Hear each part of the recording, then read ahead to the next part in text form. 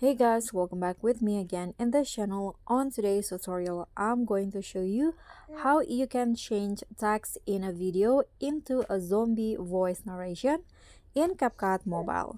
So here I have a video and you can just go to text and write the text that you want. So for example, I'm going to write good night everyone.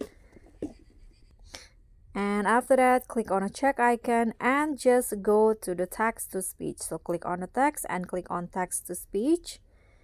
And in here, find under the mail category, scroll down until you find let's try the anime, and here you'll find zombie option. Click on that and here is the result. So just click on the check icon. Good night, everyone. Okay, so that's the zombie voice. Just delete the text after that, and that's it. Good night, everyone. Thank you so much for watching. Don't forget to like, comment, and subscribe. Also click on the thanks. Bye.